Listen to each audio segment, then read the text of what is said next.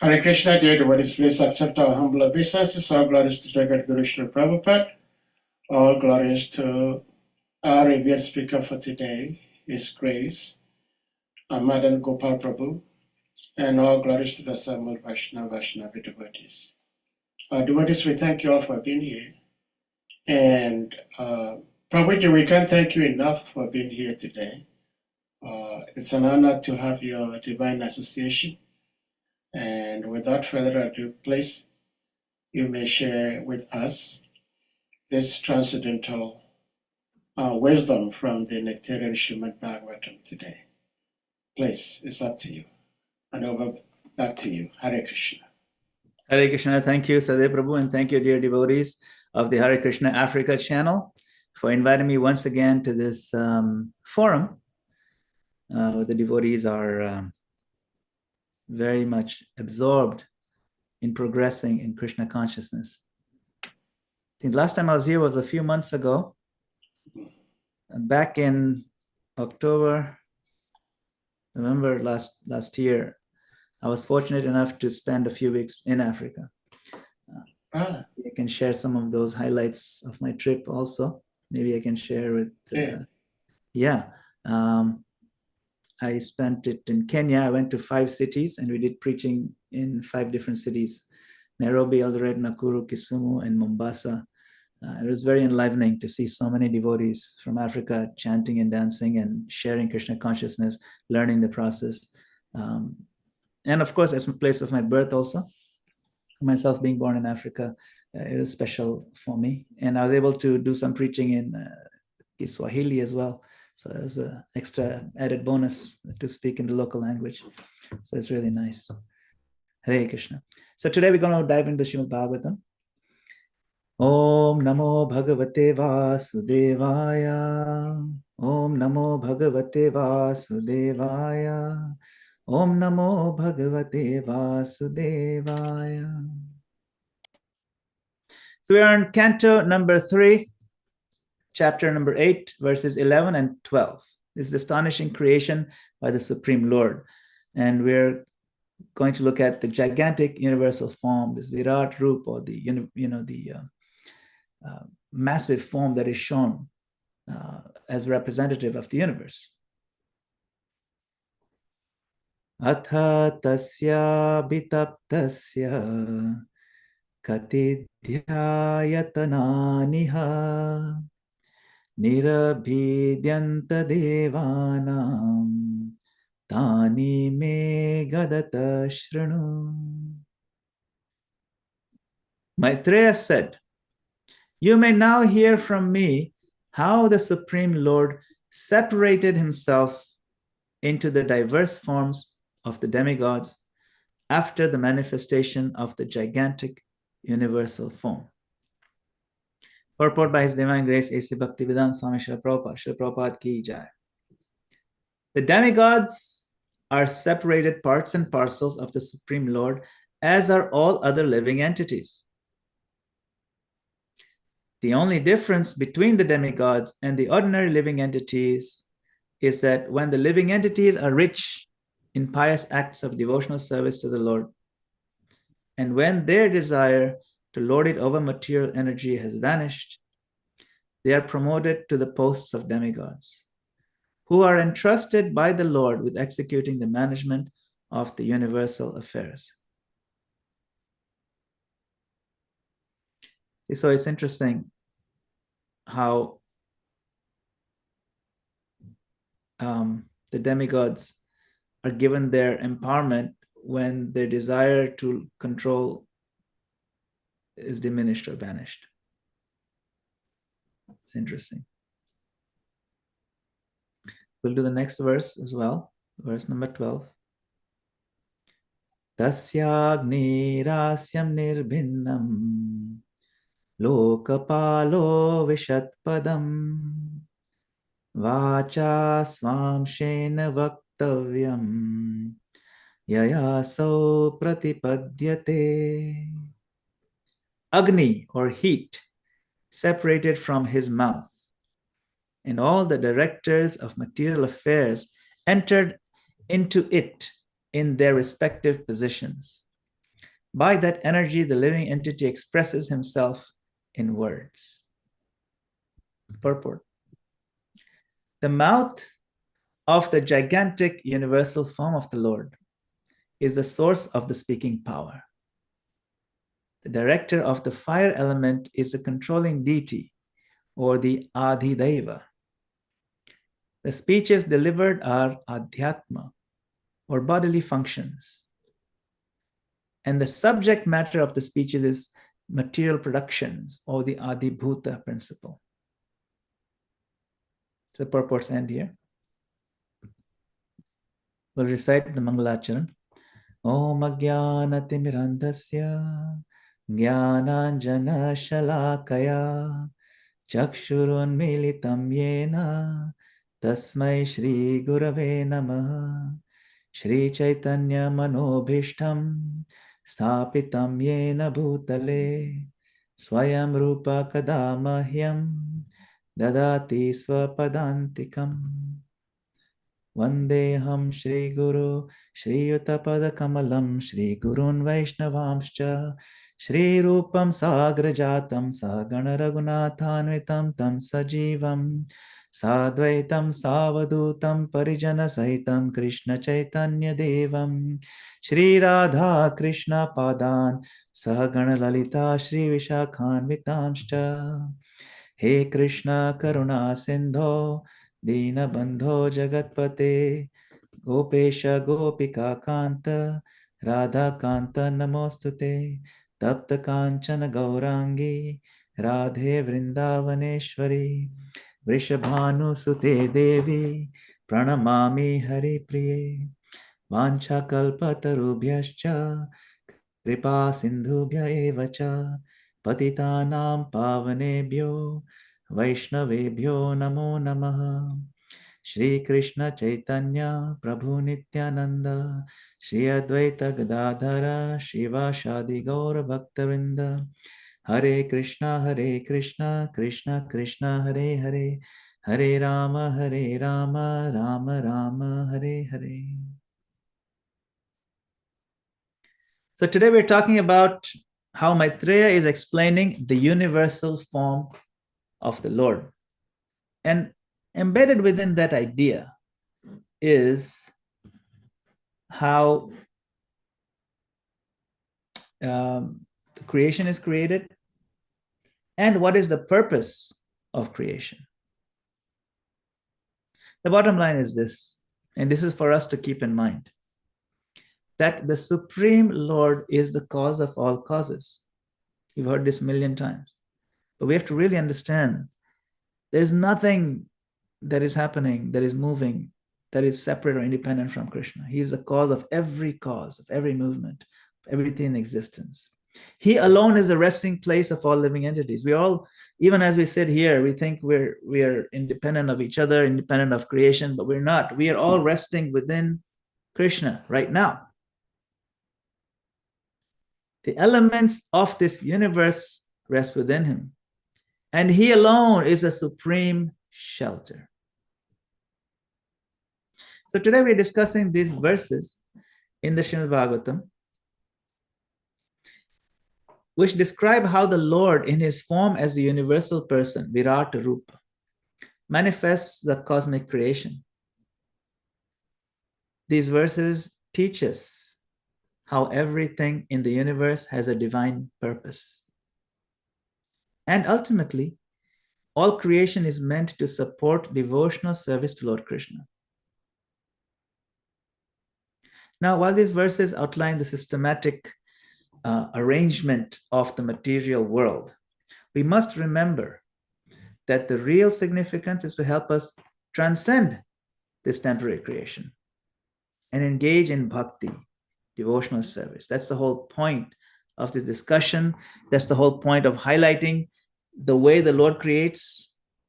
And that's the whole point of the Bhagavatam. Srila Prabhupada, the founder Acharya, he considered Srimad Bhagavatam, this Bhagavatam project, to be his life's mission. He worked very hard for it. He put so much time, so much energy into this initiative. He sacrificed his sleeping hours for our benefit. How much are we willing to sacrifice our sleeping hours just to wake up in time to do japa? He was traveling. Anybody would have been jet lagged and worn out, but no, he was traveling around the world every few days, just getting on a plane every now and then, and yet he would hardly sleep because at night he would translate Bhagavatam. What is the point of that? It's for our benefit that we may understand Krishna through the Srimad Bhagavatam. There is nothing in this book, Srimad Bhagavatam, that is unnecessary. Every word is necessary. All the pages contain powerful points that ultimately deepen our understanding of Krishna and raise our devotional service in the heart and in our practice in our life. This Bhagavatam is the pure scripture that gives us that gift, and Prabhupada has given this to us. So it is very important that we listen very carefully, we study it very deeply, and repeatedly, not just read it, but study it. Study it means what? Like lawyer studies the law books. The lawyers know the law books inside out, backward, forward, and they can use it to explain things and to make a point and defend a particular position. That's how much we should all be committed to learn what Srila Prabhupada has written for us. All these powerful points. So today's discussion, we are looking at verses 11 and 12, but we can summarize from the beginning of this chapter. I think it's 3:6. So the cosmic manifestation is the Lord's body. These verses, they describe how the different parts of the universe correspond to different limbs of the Virat Purusha, universal form of the Lord. This cosmic manifestation, the cosmos, is not random. Not something just happened randomly by flukes. No. It is the Lord's divine manifestation. It's designed very minute level for the souls to evolve spiritually. See, while also giving us some free will and also giving us a place to pretend that we are, something great and we can be selfishly enjoying. And the Lord has given us this just so we can play our little game.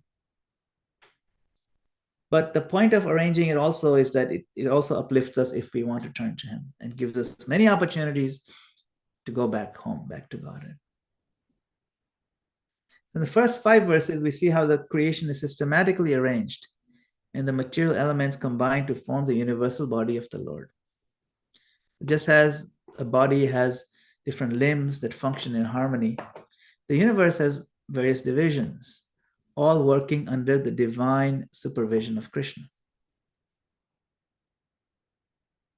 And then from 6 to 10, we talk about the elements, the sky, air, fire, water, earth. They emerge from their positions. These are not impersonal forces, but part of the divine will of Krishna who sets everything in motion. So even today, you saw that there is a personality of fire, Agni. Fire is not just an impersonal force, it's a person. So everything about Lord's creation, everything about the Lord is primarily personal. Although He has impersonal aspects, like the effulgence coming from His body is impersonal. But the Lord Himself is a person. The source is a person. The ultimate highest truth is a person. So similarly, even the various apparently impersonal elements like fire and so on, behind them is a person who has been specifically empowered by Krishna. The key lesson here is that everything from the planets, the universes, to our bodies, you look at our own bodies, the way it's microscopically working, molecular biology, it's amazing. Everything is arranged and designed by Krishna. Mind-blowing. And if you look at the intricacy of it, it makes sense. There's no way this is not designed by a higher intelligence. Everything is designed by Krishna. Everything is arranged by Krishna. But all this manifestation is temporary. The manifestation is temporary, our bodies are temporary, but we, the spirit soul, are eternal. So there's a little bit of a discrepancy there. Why am I even here in the temporary world when I myself am not temporary? I have a desire to live eternally, that desires a reflection of our actual eternal nature, our fundamental eternal nature, which is we are eternal and we are living, we'll always live. So our real purpose is not to get entangled in this material creation, but to use it as a stepping stone toward devotion to Krishna. Now, the verse today, we talk about the demigods, like the demigod Agni and the other various demigods. The demigods, they operate, of course, under Krishna in a structured system. You got departmental head like Indra. Indra is in charge of rain and thunder. You have Varunas in charge of different water bodies like oceans and lakes and rivers and so on. You have Agni, which mentioned today's verse, the fire. We have Vayu, which is the air and moves around. We have Chandra. Chandra is in charge of the moon and the plants. You know, Chandra, even though the moon is over there, the plants get the energy from the moon. Both the sun and moon provide plants the energy. So just like government, right? Government runs efficiently with ministers and so on. The universe is maintained by demigods following the Lord's plan. Now, because of this empowerment, sometimes people decide, hey, why should we worship Krishna? You worship the demigods because I'm into a particular kind of, like I'll worship Lakshmi over here. See, Lakshmi, she's going to give me a pot of gold. And so I just worship Lakshmi. Nothing wrong with worshiping Lakshmi. Yeah, but I don't worship Narayan. You see, Narayan's not giving me anything. I don't worship Krishna. So that is not good. You should recognize that when you worship Lakshmi, you have to worship Narayan. And any other demigod, we have to acknowledge and recognize that they are not independent of Krishna. Everybody comes from Krishna, and it's best to just worship Krishna directly.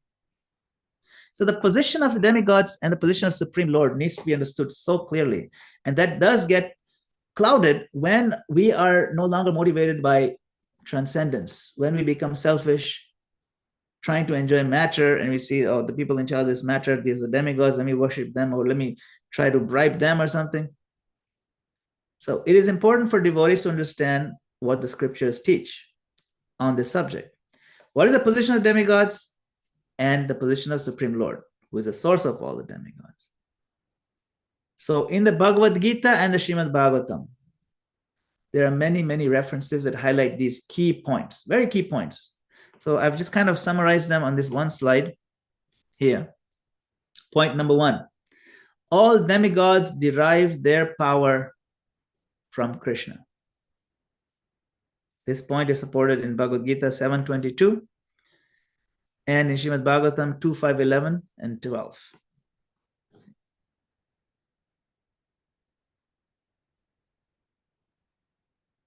So in Prabhupada's purport of 7:22, Prabhupada says the demigods cannot, like Krishna says in the verse, endowed with such faith, he endeavors, the worshipper of a demigod, endeavors to worship a particular demigod and obtains his desires. But in actuality, these benefits are bestowed by me alone. And Prabhupada explains, he says the demigods cannot bestow any benediction without the permission of the Supreme Lord. They need permission even from him to give something. The foolish person does not know this. He therefore, out of an unsophisticated intelligence, thinks that the demigods are independent.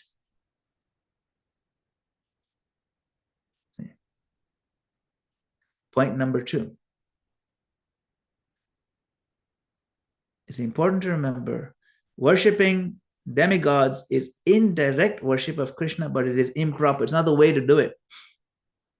Krishna says, Ye pyanya devata bhakta. That's this verse, right? 9:23.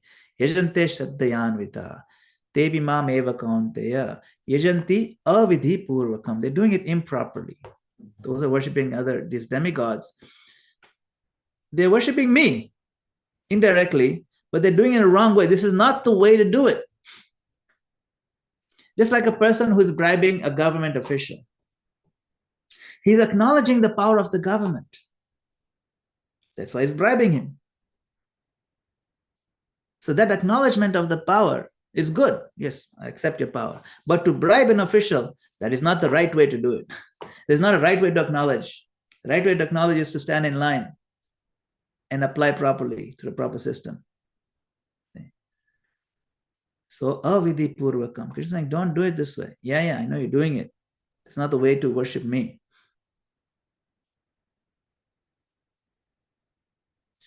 Point number 3. Demigod worship leads only to temporary results, whereas Krishna's worship leads to liberation. See, this is verse 925 in Bhagavad Gita. Very famous verse. And those who worship demigods will take birth among demigods. Worship ancestors, go to the ancestors. Those who worship ghosts and spirits will take birth among such beings. But those who worship me will come and live with me. They get liberation.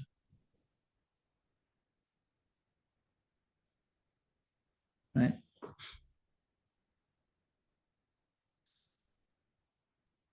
In the purport, Srila Prabhupada explains that demigods such as Indra, Chandra, Surya are subordinate to the Supreme Lord, and they can only offer material benefits within the universe.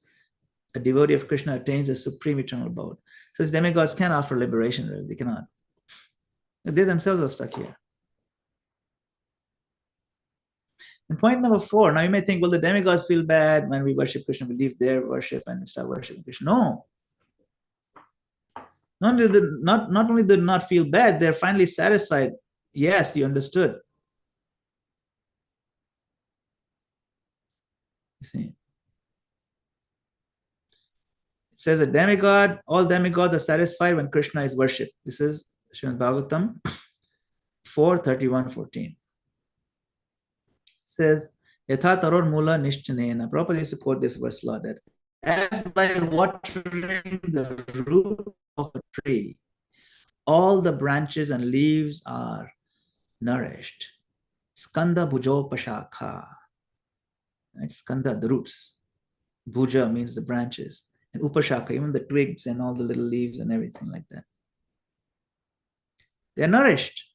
So just by supplying food to the stomach, the whole body is satisfied. So by worshipping the Supreme Lord, all the demigods are automatically satisfied.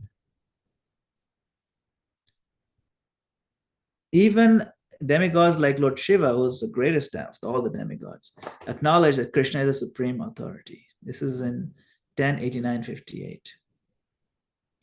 In this is the 10th canto. Lord Shiva says, my dear Lord Krishna, Devaki Nandana, whatever power I have, it is simply by your grace. People foolishly think I am independent, but I am simply carrying out your will.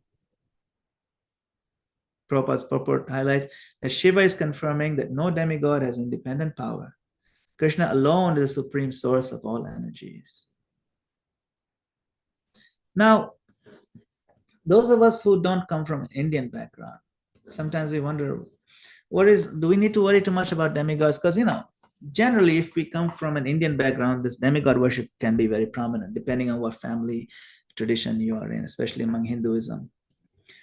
But among non-Hindu religious backgrounds, this is not such a big problem, generally speaking. Generally, the acceptance of one God who controls everything, universe, is understood very clearly. But sometimes, even there might be some doubts that is that one God really all-powerful? Are there other beings who are also very powerful? But the fact that we can learn from here is that there's no other being who's more powerful. There are beings who are empowered by Krishna, but who are fully under his control. And you look at other cultures also, like if you look at the Egyptian culture of many, many gods, it's very similar to the demigods we see in the Vedas. Egyptian demigods are there, Roman gods are there, Norse gods are there, from Norway, that area. The Greek ones are there. Like that, there's so many different cultures, but you see many, many parallels are there. You see God of this and God of that, and God of fire and God of thunder. Almost some of them have even very similar stories. It's almost like they're getting some inspiration from the same book. So because this is actuality, in actual reality, these demigods do exist. They do exist.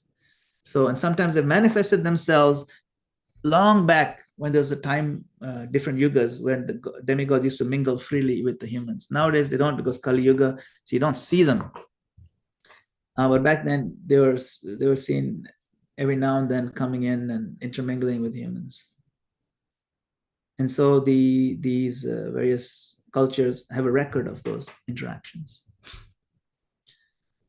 And that's why you see many parallels.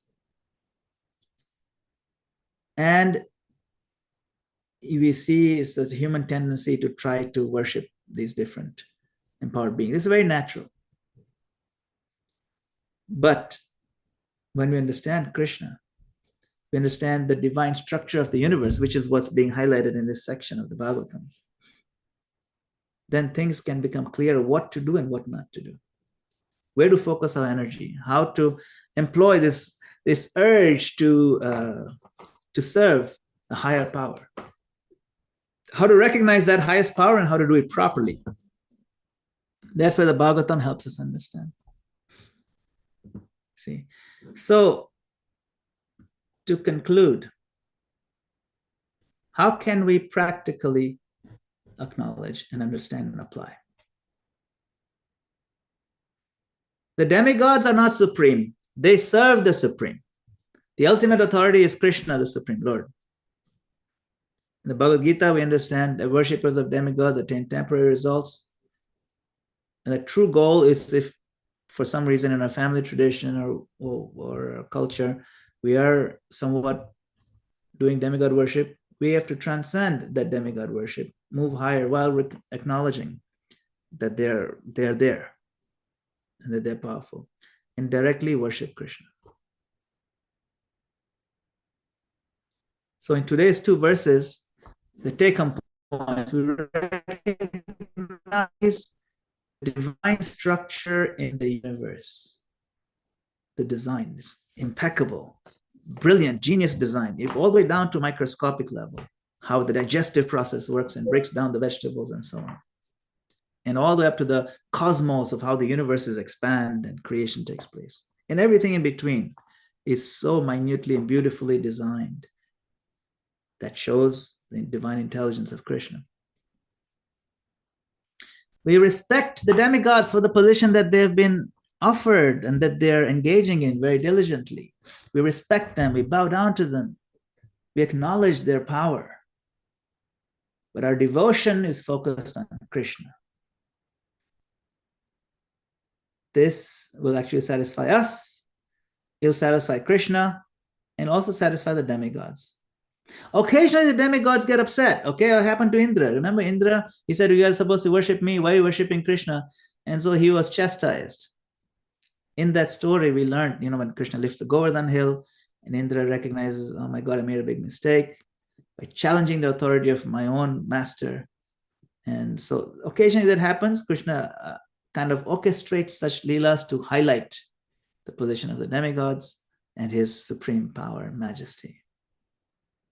So we do respect the demigods, but our devotion is reserved for Krishna.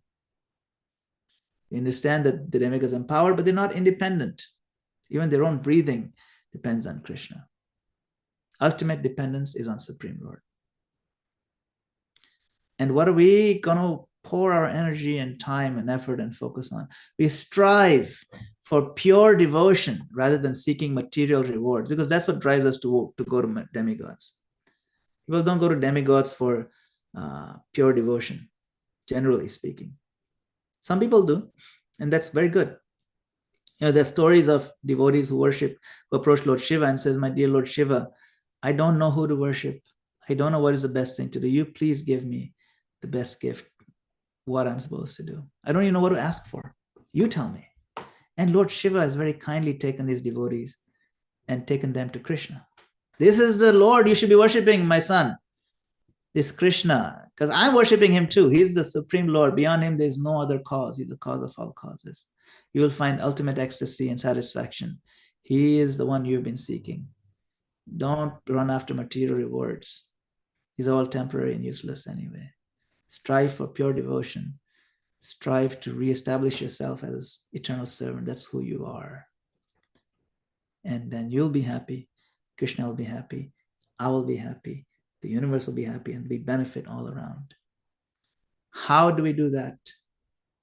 Wherever we are, whoever we are, whichever country we are in, whatever language we speak, we can all come together and chant Hare Krishna, Krishna Krishna, Hare Hare, Hare Rama, Rama Rama, Hare Hare, and we'll get the ultimate benefit of the real purpose of creation, who is Krishna, the universal form. All that is contained within these holy names.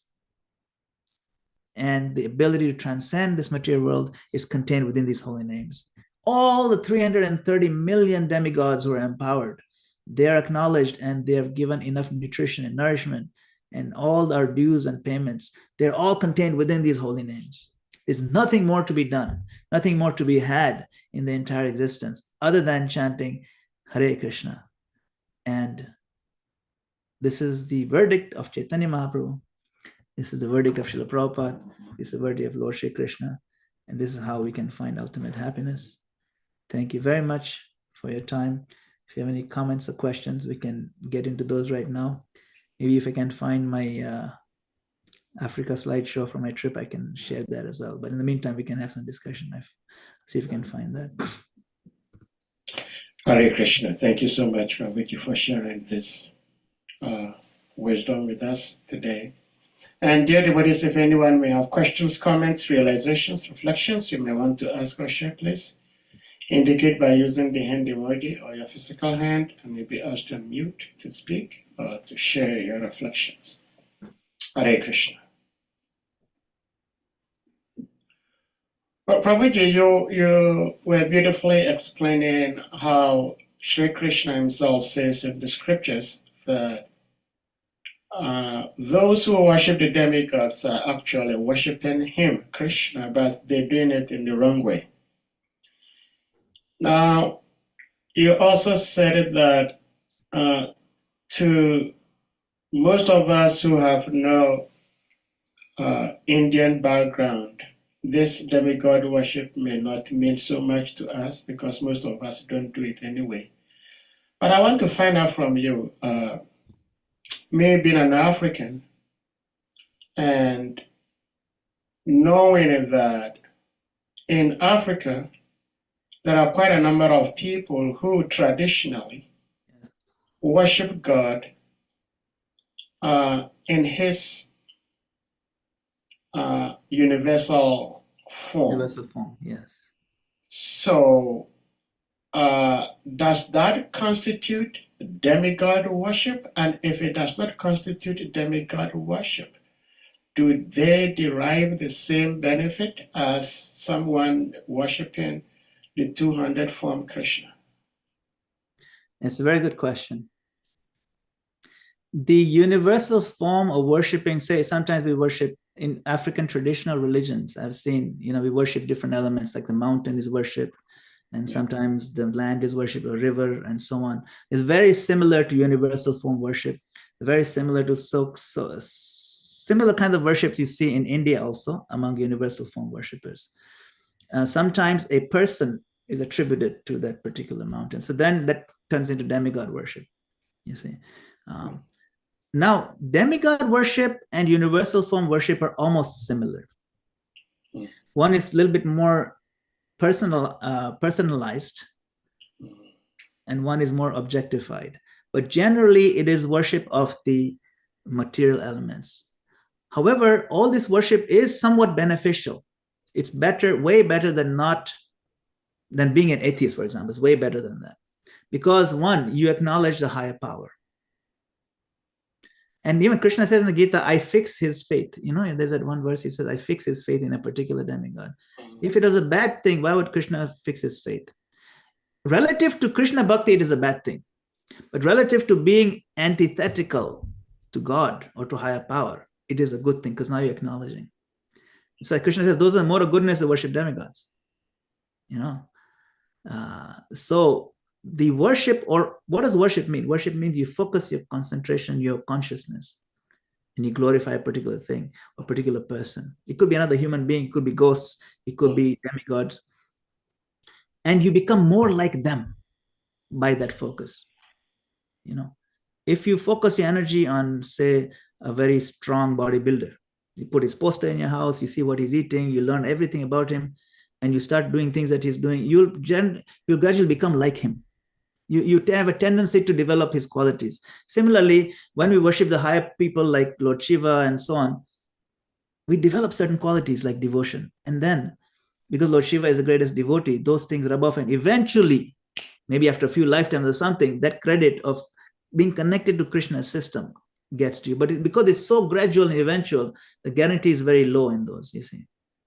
So whether it is a traditional African religion which expresses devotion to the higher powers, to worshipping mountains and so on, or whether it is an Indian-based religion, or whether it is a Greek demigods or Egyptian demigods, they have some value. But for one who is striving for highest, it will not give you the highest. First, it's not the same as worshipping 200 form of Krishna. Definitely not. But that we know very clearly. Krishna says you'll only go that far. So that is very clear. However, if in the heart there's some sincerity that I want to know more, I want to find the ultimate God, even as I'm worshiping you, my dear mountain God, you know, please help me understand what is everything. Then by the mercy of Krishna that flows through all these empowered agents, that desire is recognized, you see. And you get a lot of credit because you are respecting a higher power. That in itself is big, you see. It has value. Anything positive, anything good that we do, which moves upwards, has value. And Krishna notes those things. And if there's any inkling at all of finding the root of everything, Krishna will fan that spark and he'll arrange for you to get Krishna. That's why I know so many devotees who came through those channels that I used to worship. I myself came through a channel like that, by the way. I was worshiping Lord Shiva. I was a little kid, but I used to pray to Lord Shiva, my Lord, you give me what's the best thing. And I know for a fact Lord Shiva made arrangements, all kinds of unusual arrangements for me to come into contact with Krishna consciousness. So I can see in my own life, I have seen in many other people's lives. So Krishna looks for that spark and he finds it. Sometimes the spark is even found in an atheistic person, but generally it's found more in those who have respect for higher power. And that's the bottom line, you know. Yes. Yes. Thank you, Prabhu. Yeah, thank you so much, Prabhuji. Anyone else with something to ask or share, please? Otherwise, I have a second question, Prabhuji. That is, you did mention about these 33 million demigods. And we understand that these demigods, they are universal material administrators. And in my own little mind, I am thinking that an administrator will obviously have somebody serving him. So we often talk about these 33 million demigods. And I am believing that all these 33 million demigods would also have servants, or they will have beings living on their planets. So if they are living on their planets, if there are other living entities living on the planets of these demigods, and I'm presuming that all these 33 million demigods, they don't all live on one planet together. They all have their different planets. Many of them have their own planets, that's correct. Okay, so they would certainly have servants, assistants. Yes. So does that mean that someone living on this earth planet, worshiping a particular demigod, after death may go to that planet, and then if that individual goes to that planet, does that individual automatically comes back to this earth planet, or there is a possibility of that individual making further progress towards the spiritual world? It's a good question. We find hints about this in the Bhagavatam. Some clear, I'll give you an example. The example is of Yamaraj. Yamaraj is his own planet, Yamaloka, where he judges the different souls. and he has his servants, the Yamadutas, very ghastly looking creatures. These are his assistants. He has many of them. And they operate everywhere. They operate here as well. They come and operate. When it's time for someone to die, a sinful man, they come for him. We see the story of Ajamil very clearly, how these people are described. And these folks, the Yamadutas, when they had the argument with the Vishnu Dutas, first of all, they were shocked. Who are you? I've never seen such beautiful things, the creatures before. Such amazing looking Vishnu. What is it, Vishnu Dutas? He'd never seen them before. And then when they were refused, you cannot take Ajamil because they chanted Narayan. They were confused. They went back to Yamaraj and said, hey, I thought you were the main boss. I thought you were the one who called the shots. You told us to fetch this fellow Ajamil. We went to fetch him. And then all of a sudden we have these very powerful beings. They're more powerful than us. They told us, no, go back home. I thought you were the main boss. And Yamaraj said, no, I'm not the main boss. Krishna is the main boss. You should understand. So now what happens to these Yamadutas? Because everyone is an individual, see, Yamaraj is also one of the 12 Mahajans. He's also a great devotee. So he had an exchange with the Yamadutas as well. He tells them, Krishna is the main one. So it is quite obvious and evident that some of the Yamadutas will be enlightened by that and become devotees. And from that point, they can also go back to Godhead from that planet. It is not necessary that they come down here. Prabhupada also explains, you know how we have the 7 planets above and 7 planets below. So among the 7 planets is Mahalok, Siddhalok, Tapalok, Janalok. Among those top 3 or 4 planets, people can go straight back to Godhead from those. They don't have to come back down. But anything lower than that, like the Indralok type planets, where the goal is just to enjoy very delightful things, go for a nice vacation, all those guys come back here. Because they're just going there to kind of cash in the credits that they've earned by doing pious deeds on this planet. So they're not going there to go further up, because nobody there is planning to go further up, you see. It's like you go to Hawaii. Nobody in Hawaii who's going on vacation to Hawaii is planning that, from Hawaii they'll go back to Godhead, or from Hawaii that they will go further in their career. No, they're just going to spend their money. Then they come back to further their career. They have to come back to the city over here to work, you see. And they can't work over there to further the career. So if we want to develop a spiritual career or spiritual upward mobility, that's not the place to do it, because things are just too nice, materially speaking. Just everything is too flashy. It's like going to Las Vegas. It's very hard to practice devotional service over there if you're weak. Everything is very flashy and in your face. So in those planets, people have to come back. But in the other planets where the tapasya and the siddhis and understanding and the higher, finer things in life, spirituality are emphasized, from there people do go back, you see. So it depends on the planet. It depends on a particular individual. Depends. So among those Yamadutas, it's possible some of the Yamadutas says, no, I'll hang out over here. I'll do a few more lifetimes of service to Yamaraj. Then we'll see. And maybe some of them will be like, okay, so since you're a boss and you're also a guru, and you're telling us to worship Krishna, from now on worship Krishna. That's it. And some of them will go back to Godhead. So there's an individuality there. But generally speaking, the earth plane is the most ideally suited, because there's not so much pain and not so much pleasure. It's like equally balanced. So you can, have a focus. If it's too much pleasure, you can't focus on Krishna. Too much pain also, you cannot focus on Krishna.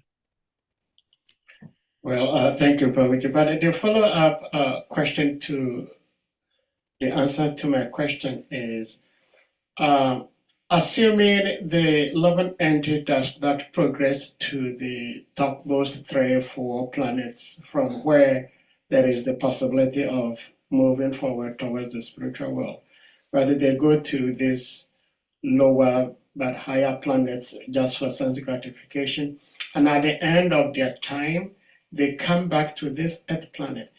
Do they come back to this earth planet because they left from the earth planet to go to that place, therefore they have to come back? Or they could go to other planets after exhausting their time on such high planets? Because we understand from the SRIMAD BHAGAVATAM, same SRIMAD BHAGAVATAM, that like the Jambudvip has other planets that are also considered earthly planet. Yes. But not our Earth planet with these 5, 6 continents we know of. So could it be that I am from this Earth planet and I ascend to these lower, higher planets? I exhaust my time. Yes. Do I have to really come to this Earth planet, or I could go to any of the other earthly planets considered to be within the Jambu Group? It could be any. It could be any. That's the whole point. Like see, Krishna also says in the Bhagavad Gita that a yogi who didn't fully complete his yoga process, you know, I send him to the higher planets for millions of years. Then he comes back to the earthly realm. So the earthly realm refers to a level. So you could be, and that level can have millions of earthly planets. So you can go to any one of those, depending on the particular configurations. That's not a problem. But he comes back here. But why was he there? Not everybody who sent there really wanted to go there, by the way. Krishna says here's a yoga brashta. Yoga brashta means one who's doing Krishna consciousness. Didn't quite make it. So you know what I'll do? I'll give you a break. You've been struggling very hard in the material world. You're doing a Kadashi, you're doing a fasting, but you're still a little attached. No problem. I will send you over there. Enjoy for a million years. Now that million years will move very quickly because it's so nice. It seems like a weekend only. You see, so beautiful. And then you get a little break, relax. You come back and you start chanting again. You see, and I'll make sure you're born in a family that is a devotee or somewhat, right? Suchinam Shimatam Gehe, in a clean family, rich family, something. So you don't have to worry. And then from there, you continue from 3%, 4% where you left off.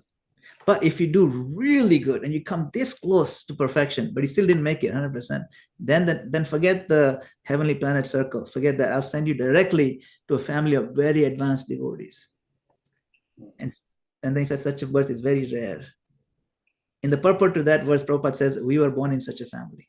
Normally, Prabhupada doesn't reveal much about himself, but in the purport to that verse, he talks about himself. Yeah. So it's amazing. So yeah, this kind of systems, the different levels, it doesn't matter. It could be this earth, it could be separate earth, but those are not so relevant, but it comes to that level. Yeah. Well, thank you so much, because lots of devotees, I have questioned or heard them speak on this topic of the soul coming back to earth. They specifically direct to this 5 continents we have here, but as I understand, it may be here, it may be any of the other earthly planets. So yeah, it may be whatever room is available in the hotel, you go to that one. Yeah. Thank you so much. Yeah, I can share some pictures from. Yes, please, you may.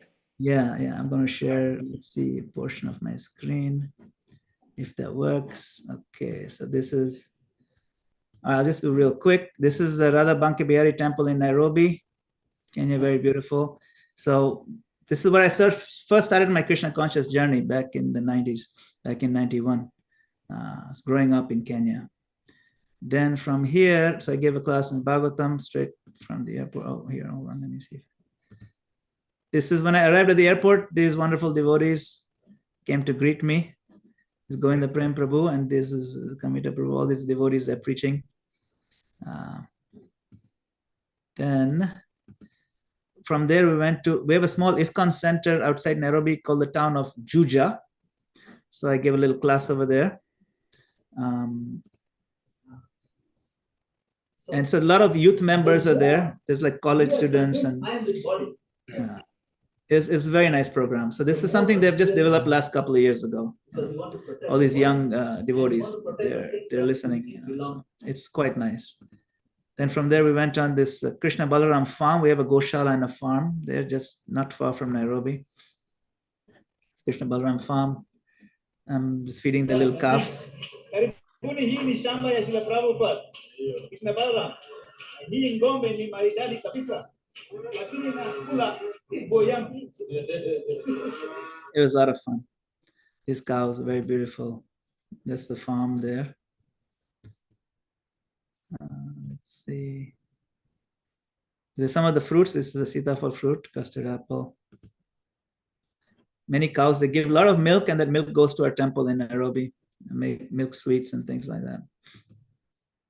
A lot of different events going on all the time, different seminars and things like that. It's my friend Govinda Prem. This is his room in the temple. And then I gave a series of talks over there to the local devotees. Let's see. This is the teaching of Queen Kunti. Kila mtu anataka amani, kila mtu anataka kurudi nyumbani,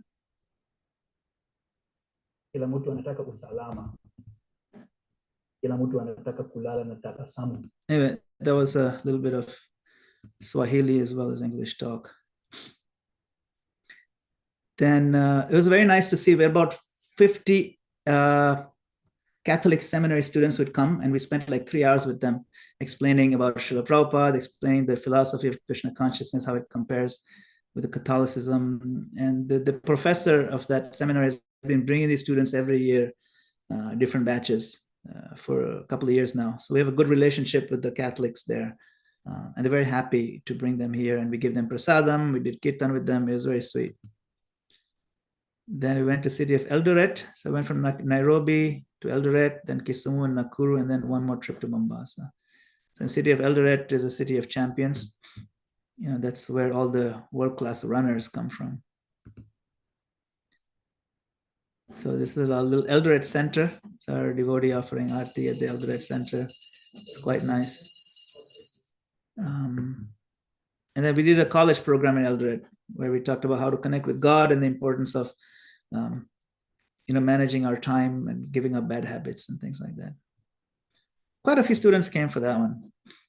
I think we must have had like 80 students. This is the talk we gave there. Let's see if this is. What is the fear zone? It's the first day. You can see all the students there. It's quite a good crowd. First of all, it's high enough. Then we went to some other like outreach to the disabled children's school where there's a lot of donations that we're given, sugar and rice and things like that to help them out. So we participate in some of these. Then Eldoret in the evenings, we did a seminar on teachings of Bhishma Dev from the Bhagavatam. So we did that. And from there, we went from Eldoret to Kisumu. Kisumu is by the lake, Lake Sangha or Lake Victoria. Some nice farms on the way to Kisumu. And this is on the lake. We went on the boat, Lake Victoria boat ride. Our Kisumu temple is very beautiful. This is just outside the Kisumu temple. And of course, at that time was Damodarashtakam at the Kisumu temple. So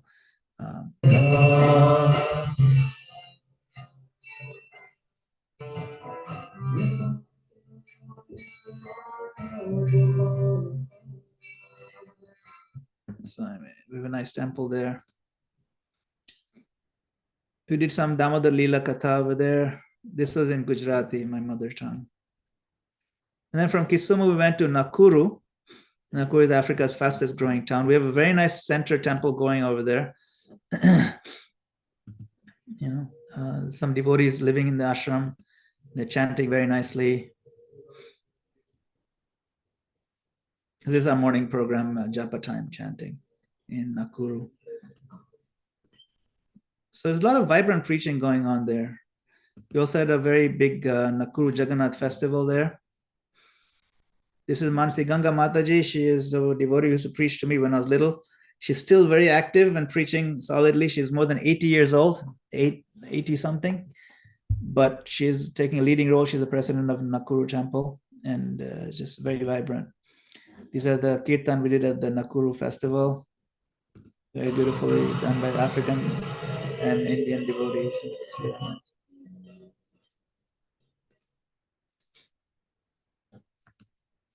So yeah, it was a very fulfilling trip. I gave a class at Sunday feast there. Back to Nairobi. Their sweet shop in Nairobi is really good. They make, a couple $1,000s a day in profit just from sweets. Then from Nairobi, we went to Mombasa. Look at this temple in Mombasa. So beautiful, just by the ocean, not far from the beach, just across from the beach, really. Just a gorgeous temple with a big guest house. ISKCON Mombasa. It's a Mangalarti at ISKCON Mombasa. We have Rukmini Dwarkadish and Sitaram. It's just by the ocean on the beach. I went for sunrise japa walk over there.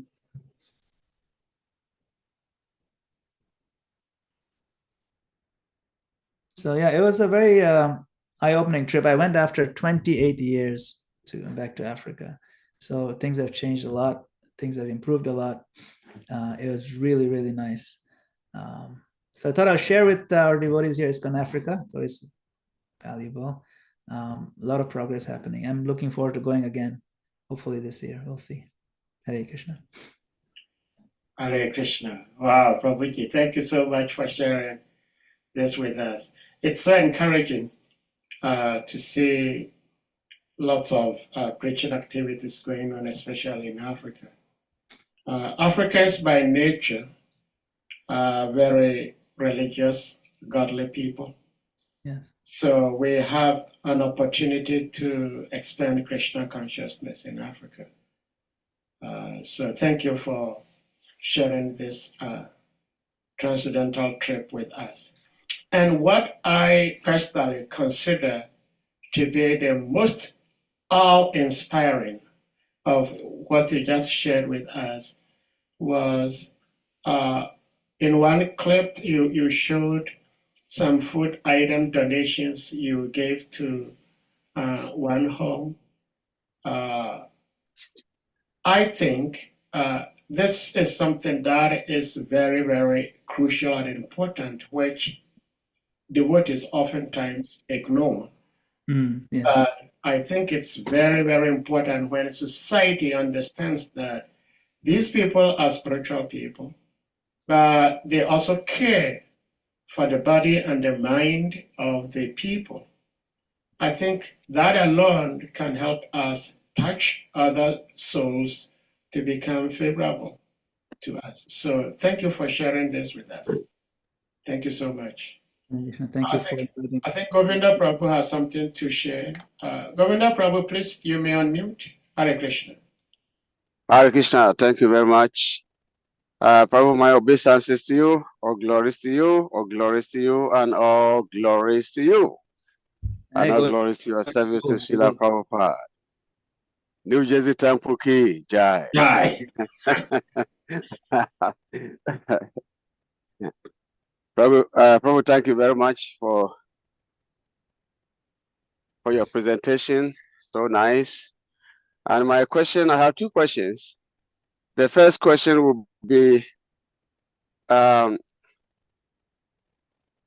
what do you think? What do you think that the devotees should do in order for the yatra to grow? And what kills the spirit of growth in a particular yatra? Because the understanding is that the spiritual life is never stagnant. And if you see any sort of stagnation, it means there's something that we have to do and we are not doing. And as a result to that is that of the growth experience that some yatras are experiencing as I'm speaking. So I would like you to throw more light or to share your experience and give your encouragement and things to do and things that if we are not doing, then automatically we should expect such shortages of growth. Yes. And that will be the question number one. If you take this one first. Sure. I'll do that first. Thank you. Yes. What is it that slows down the growth of our yatras? Whether it's a small preaching center or a massive big temple, What is it that can completely damage our growth, maybe even reduce our, maybe even bring to an end our efforts? And we have seen these things happen. We have seen certain yatras ultimately collapsing and failing. And Srila Prabhupada, it happened in Srila Prabhupada's presence, and he would say, he would give different suggestions of, or even saying what is causing these. And he would say that the leaders should be very careful to not kill the spirit of volunteers and enthusiasm that the devotees bring. If anybody comes with even some little spark of enthusiastic service, the leader should be very careful to keep fanning that spark and give encouragement, while also making sure that those devotees don't cause damage. So that's also important. If some devotees are causing damage, you have to find ways to protect it, the organization and the yatra. So it's a balance on both sides. Most of us who come, pretty much everybody who comes from a conditioned material background, we come with limitations. We may not know how to behave properly. We may not know how to do things right. But we come with an intention to learn more about Krishna, to become Krishna consciousness. So the leaders have to be very refined in understanding what are the various limitations and what are some of the dangers of just opening up to everyone. You know, even in the early days when Prabhupada would open up, sometimes some hippies would be quite crazy and they would do very crazy things. But then some devotees who came in the beginning, they did so much for Prabhupada, and he built this whole movement on their efforts and their sincerity. So Prabhupada, as a perfect leader, knew how to deal with various leaders, knew how to deal with various devotees and people who wanted to become devotees. So what is this bottom line? The bottom line is that we should know what is our product. If we are a company, we're selling a product, and people come and stand long lines for our product, we should know our product. What is our product? In the Krishna consciousness movement, our key flagship product is love and encouragement. That is what people are coming for. They may not know it. It has to be an environment where there's so much love and genuine encouragement available.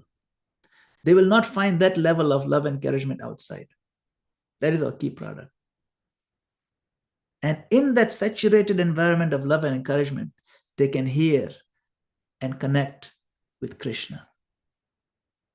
If the level of love and encouragement goes down, where now you can find more outside than inside, then they will leave. You see, so we have to make sure that the devotees are getting enough care. What does the love and encouragement mean? It means to show that I genuinely care for you. Our behavior has to be top notch. You know,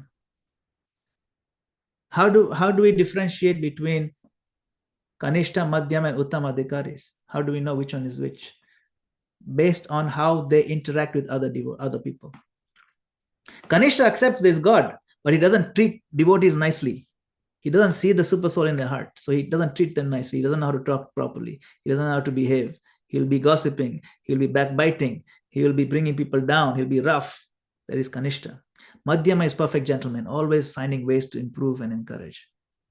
And Uttama is just always giving so much love and care and compassion that people come from far and wide just to spend 1 minute with him. So these are the levels, but what the determining factor is how we behave with other people. So what brings down yatras? As is the leader, that way will be the followers. If the leader is harsh, immature, doesn't know how to treat people nicely, then the people underneath him also will become gradually like that, or they will leave. Either they'll become like him or they will leave. Now, if the people under that leader develop some negative qualities, the leader has to make sure they don't do that. His sub-leaders don't, so he has to make sure that different volunteer leads and whatnot are also embodying the same spirit of love and care and encouragement. So that's why it's important we discuss this again and again and again. The devotee care initiatives have to be understood in a very heartfelt way, not a corporate kind of way. It has to be done. Love and trust, Prabhupada said, is what's going to make a movement forward. So the systems that are built around love and trust will work very well. That's what brings us up, and that's what's going to bring us down if we don't have it. So everything else is just details after that, small details. Govinda Prabhu, I hope that helps, Prabhu. I mean, it's a big question, but it's hard to answer that. Heart and trust and giving love to devotees. Giving love means we must have the love ourselves, Yes. because we cannot give what we don't But have. you don't have. Exactly. And how do we develop this love for ourselves? Because, like I said, to give something means you must have it. Yes. If you don't have it, automatically you're not going to be able to give anything. Yes. And you've been practicing this chanting and following regulatory principles and other stuff. So, as such, this, what else? What are the ingredients again that constitute this love? Because, yes, naturally we are supposed to be love givers, and so if you don't have this love, then you cannot attract anything. Yes. So how do we develop this? Yes. Very good question. Very good question. Now, remember, our goal is to develop love of God, isn't it? Love of Krishna Prema. So that is love. Now, the fact that our goal is we want to develop love for God means we don't have it right now. That's our goal. Because the goal is that we've not reached it. Means I want to develop love. Now, we may not have access to love because love is like so far away. But we have access to other things that are easily available. They're called love adjacent or close to love. They are stepping stones that will take us to love. What are those love adjacent components? Things like appreciation. I may not love you, but I appreciate what you do. Gratitude. I may not love you, but I'm thanking you for what you did for me this afternoon. I'm going to thank you. So gratitude is easy. Love may not be available, but if I do enough appreciation and gratitude, so appreciation, gratitude, reciprocation, and service.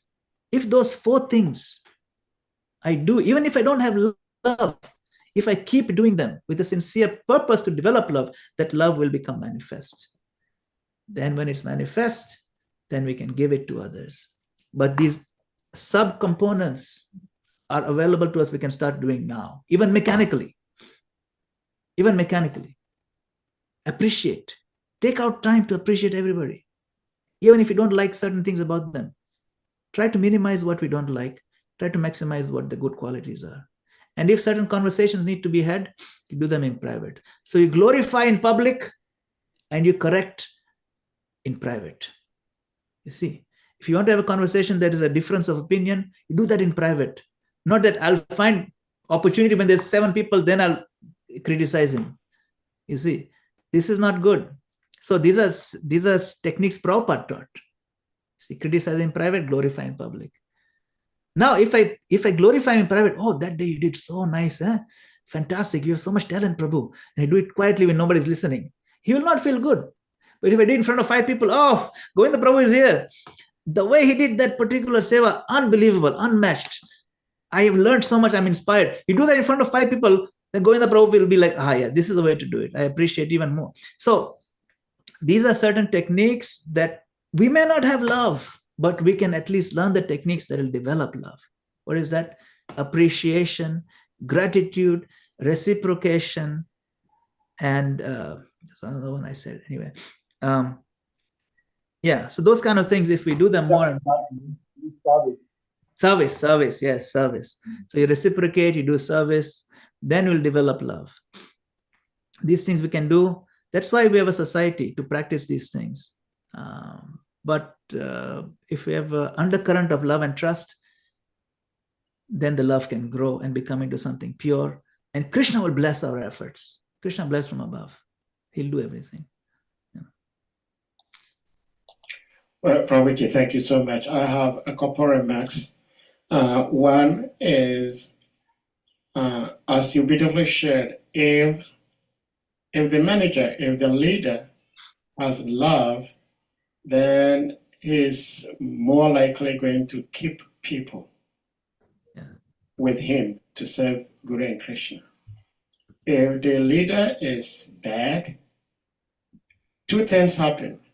Either the people leave or the people stay, and when they stay, they become like him. And I do not know whether Krishna will answer my prayer. But my prayer will be that if we have such terrible leaders, then the people should better leave than to stay. Because if they stay, they're going to be like him, and which means now we have many, many bad apples. One other comment I want to share is that, yes, it's so beautiful that we glorify people in public. And if we have to reprimand people, we do that in privacy. But I think that because we live in a world of relativity, sometimes what is being done in privacy to keep sanity, if it does not go well, then it has to come to the public.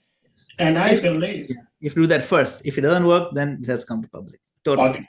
Okay. So if you... I agree. Agree to that, then I think I'm okay with that, because it's good to say common sense should tell us all that if nobody wants to be reprimanded in public, so if there should be any such thing, it should be in private.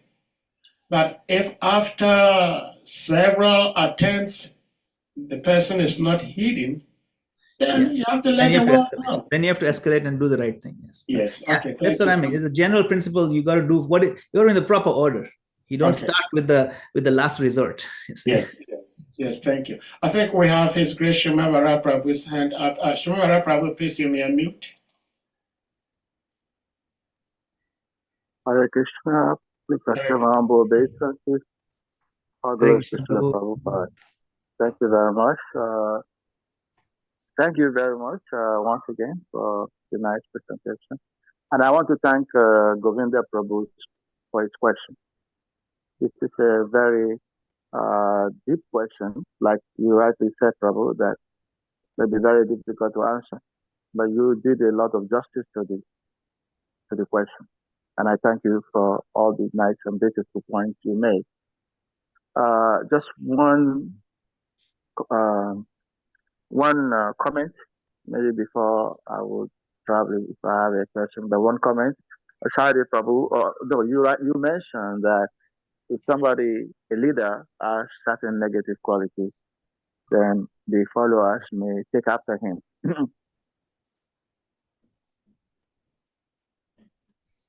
Yes, they may, yes. Yeah. Are you still there, Shrimad Prabhu? We're listening.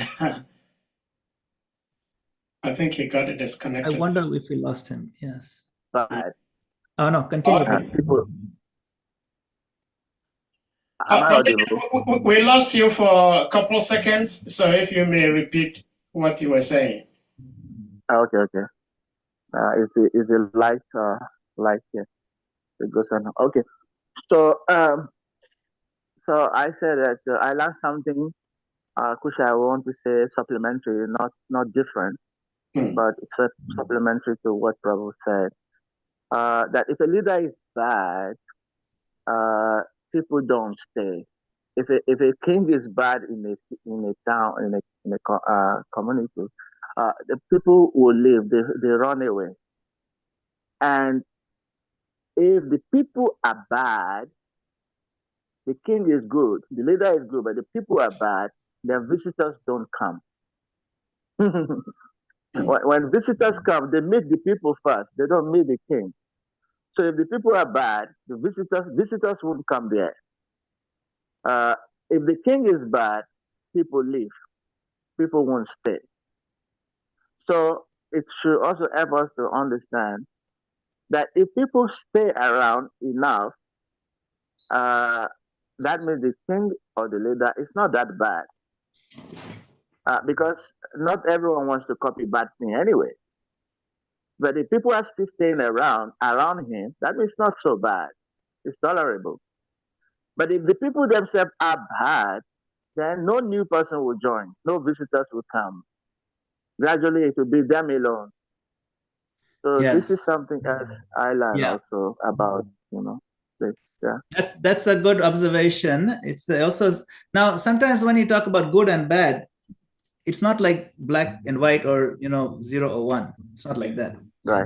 It's a sliding scale. Some leaders, and no leader is perfect. No leader is 100% good. No leader is 100% bad. So it's a sliding scale. Now sometimes, typically when the leader is very good, the people also are good. They will become good eventually by the influence of the leader. Yeah. You see, they will become good. So when the leader is good, the people cannot be bad, because those who are just adamantly bad, they will leave. They don't like good leaders. And those who are good, or those are medium, they'll become good because of the influence of the leader. You see, so the leader does lead.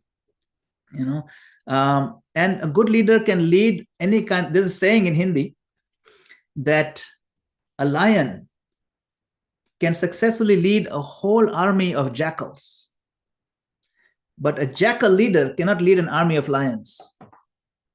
You see, so if you have a very good leader, then even if the people are medium or mediocre, they can succeed and they will win because the leader guides them properly. And they win in their projects, they win in becoming better themselves. Eventually, even the visitors will start liking them. Maybe first few weeks, they don't like them, but later on, the visitors also like, the leader is good, and these people are learning from this guy is good. Eventually, they'll see the people are becoming good. And I will also become good if I become part of this lion movement. But if the head is a jackal, and even if the people are lions, it's become a useless organization. See? So that's important. Thank you so much. Shrimad Prabhu, I think you may unmute. I think you said you had something to say. Yes. So just to remind us some of the points Prabhu made, how to cultivate love, appreciation, Gratitude, reciprocation, gratitude, and service. yes. We can start doing those anytime. No one will say no. Yeah. Well, thank you so much, Shrimad Prabhu.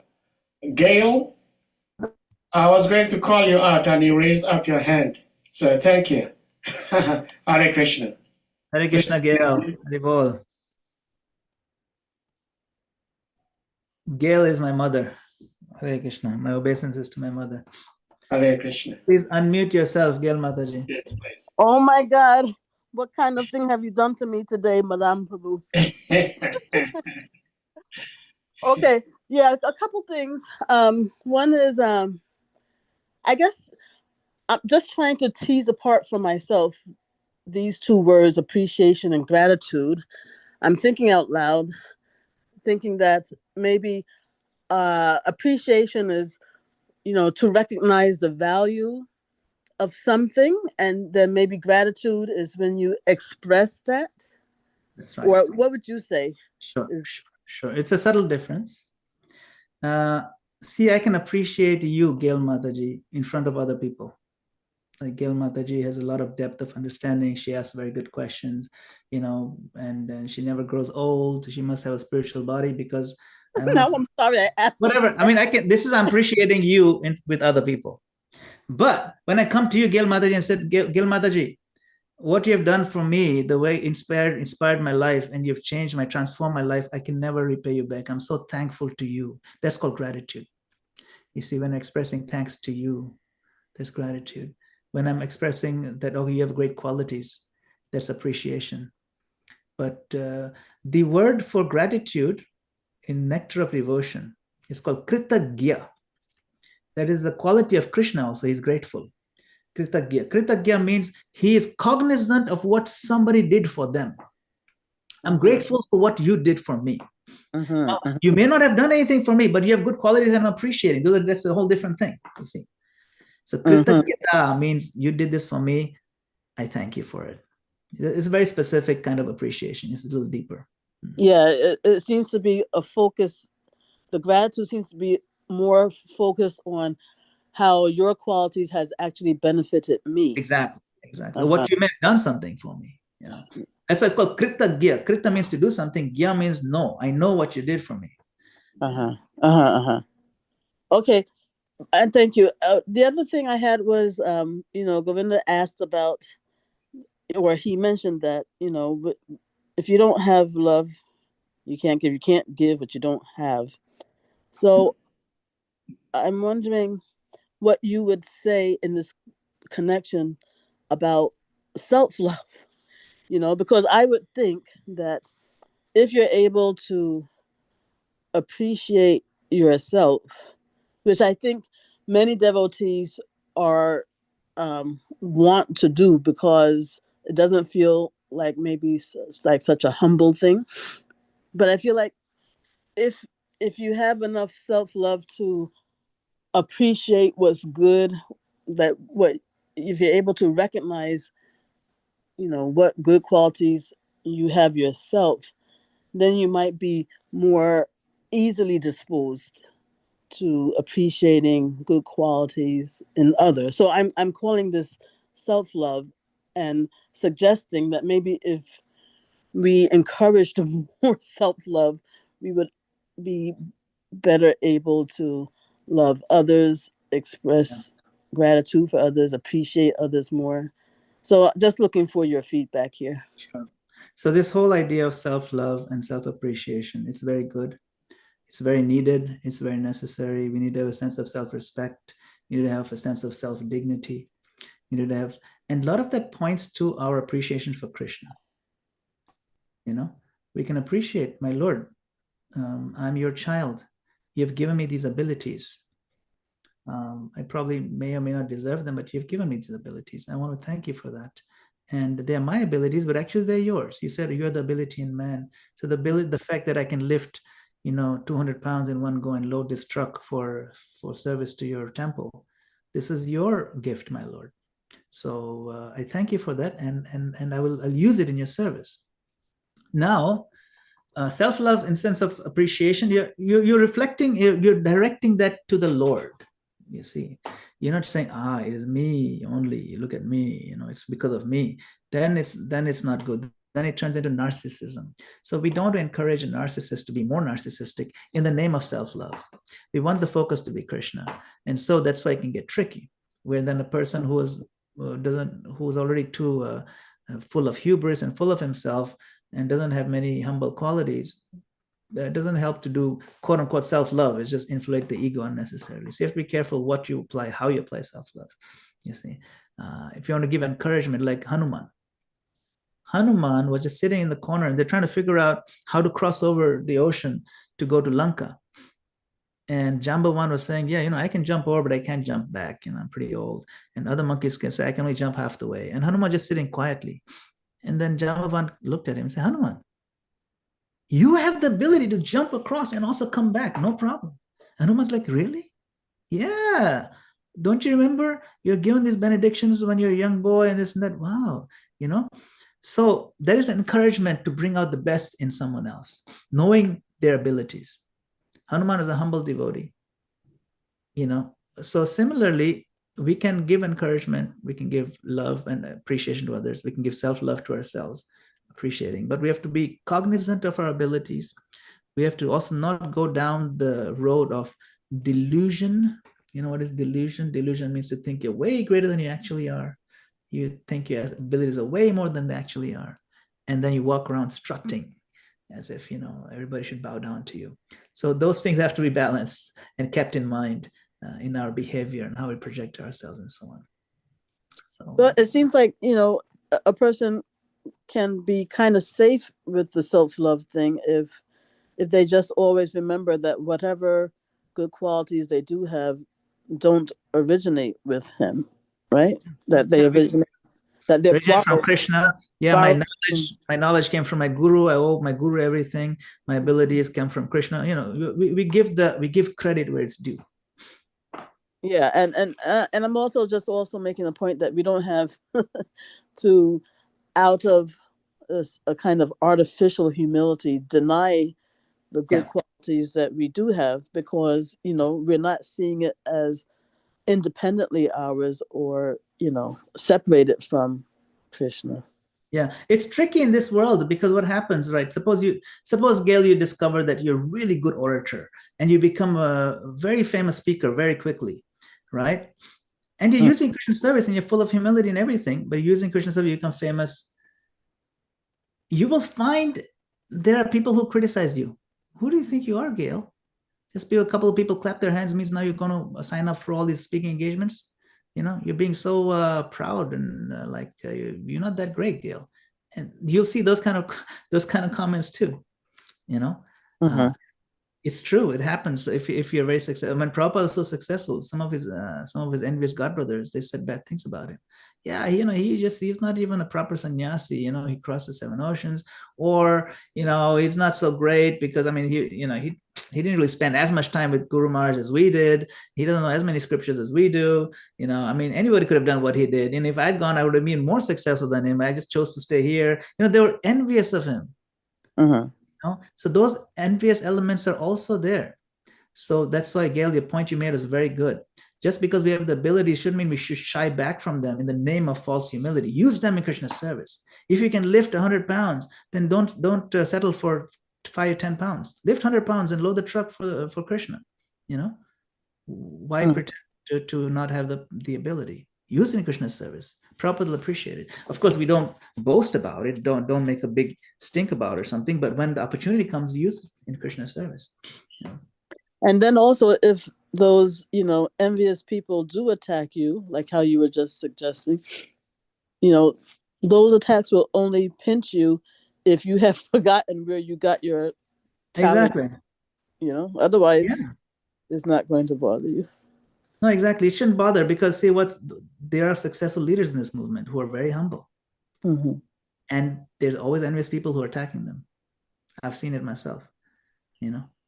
People attacked so many great devotees in our movement. Which is probably a symptom of their greatness. Otherwise, they wouldn't. Yeah, no, it is a symptom of their greatness, and they keep succeeding. They don't bother with these petty attacks, but they will come.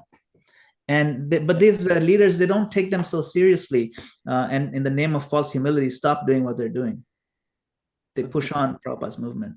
You should see how Prabhupada carried himself. He held his head up high, walking with his cane, and he would talk like this. Some people say that's not a very humble stance. You should be bent over like this. No. You think Prabhupada's not humble? No, he was very humble. But when it's time to roar and speak, he roared and spoke. Yeah, like Arjuna, he fought like crazy, but it was out of humility. Yeah. Thank you, Prabhu. Hare Krishna. Hare Krishna. Thank you, Prabhuji. Dear devotees, I would like to remind you all that our revered speaker for today, His Grace MADANA-GOPAL Prabhu, is one of our precious initiating gurus in our precious organization. And Prabhuji, we can't thank you enough for being with us today. And it is our humblest but strongest prayer that your project comes to fruition sooner than later. Sometime we hope that it could come to completion sometime this year. And to those of you who may not know, Prabhu has tackled a very huge project in New Jersey. Prabhuji, I think, showed some slides of the project some time ago when he was here. And it's a very huge project. And Jagat Guru Srila Prabhupada is already so happy with you and your team. And one thing I would like to say, though, is that I'm nobody, but I strongly believe that, yes, one cannot give what he does not have, but it does not always apply to be the truth, in the sense that I may go to the bank and then request for $300,000 loan. The bank teller could give me that $300,000. But the banker, the teller, probably does not have $2,000. And so I may not have love of God, but because I am connected to someone who has love of God, Srila Prabhupada, I do not have any knowledge about Krishna. But if I simply repeat what Srila Prabhupada has said, I become knowledgeable as people will see that this person is wise. I'm not wise in myself, but because I am trying to repeat what the knower, Srila Prabhupada, has said, that's how I also become somebody. And so I think that the word attitude, as I learned, is like the only English word that sums up to 100%. If you add up all the letters, ATTITUDE, it adds up to 100. If we have the right attitude that even though I'm not qualified, but this is what my guru has asked me to do, and I do it with all eagerness, then something good may happen. And when something good happens, it's to the credit of the guru.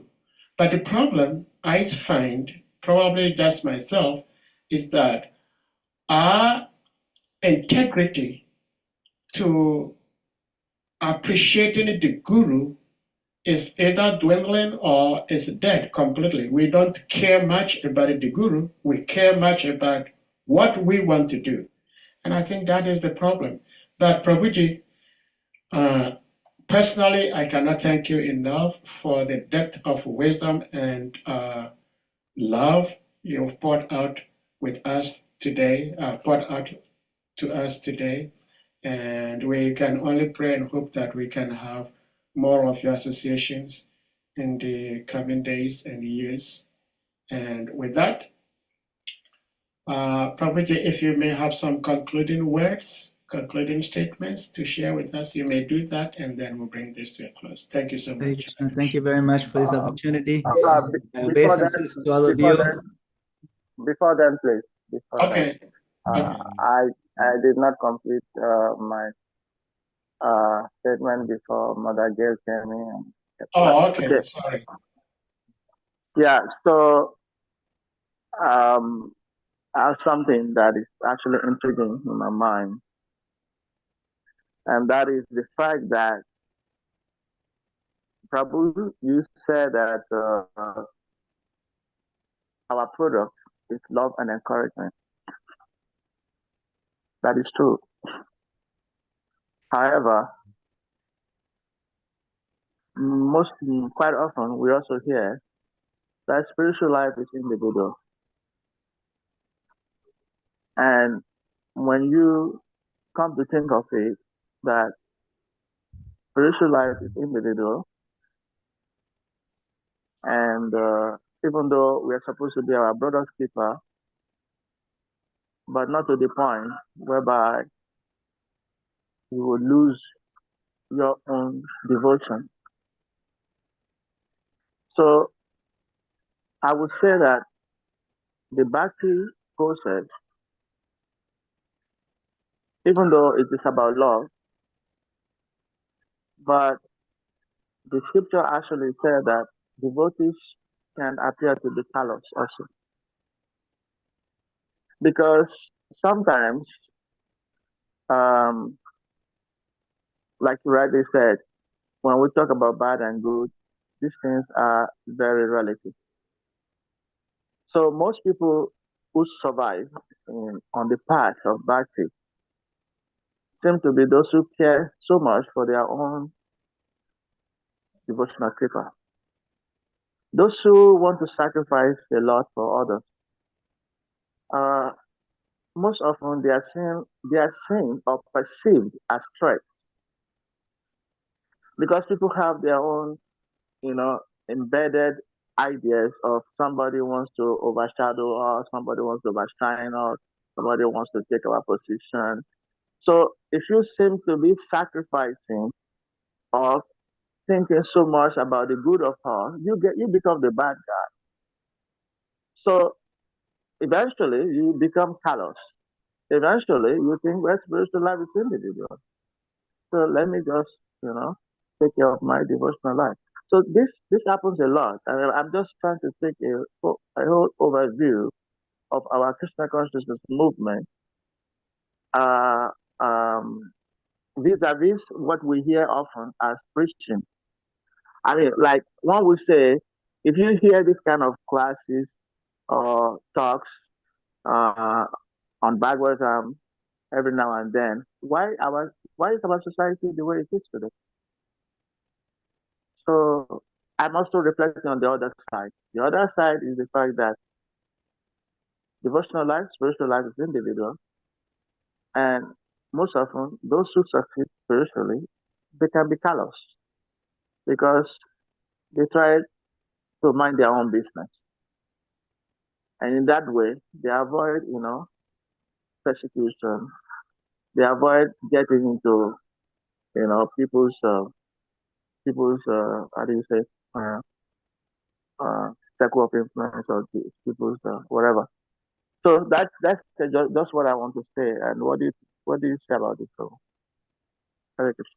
Yes, Hare Krishna. So you mentioned many points, Prabhu. I'll highlight a couple of them. I think it's important for us to recognize this. Yes, spiritual life is individual. Prabhupada gives the analogy, we all have to fly our plane. That means there's nobody else in the plane except us. There's nobody sitting next to us when it's time to take the flight. What is that flight? That flight is the time of death. That is the flight. Our death is the flight. Now he extends the analogy. Prabhupada says, but before the flights take off, we help each other understand how the plane works. We give full support. So yes, we have to fly our own plane. But before it's time for the flight, we give each other full support. Completely. We become close to each other. If someone is struggling with the flight manual, you tell them how to hold it properly. Oh, but my eyes are not working properly. Okay, I'll read for you. Vaishnava is called Paradukha Dukhi. Paradukha Dukhi means he feels the pain of somebody else. So a true devotee is never callous, never. You see, even like I mentioned earlier, even though he may be criticized for helping others, for maybe he's being too proud or whatever, who do you think he is helping others? He doesn't care his criticism. He helps out of the movement of his feeling the pain of somebody else. Paradukha Dukhi. There are two kinds of devotees. One is called a Bhajan Anandi and a Goshti Anandi. Bhajan Anandi means just sits by himself in the forest or just alone, individual, like an individual. Bhajan, he gets a lot of bliss, ananda from bhajan, from his own sadhana, just chanting Hare Krishna deeply, his own study, his own puja. He doesn't talk to anybody. It's called Bhajan Anandi. Day and night. Very deep, very advanced devotees, like the Babajis of the olden days. Then there's Goshti Anandi, who gets pleasure by associating, a lot of association. Goes out, talks to this one, talks to that one, does, makes deals and everything. But he's all Krishna conscious, but he's making networks, this and that.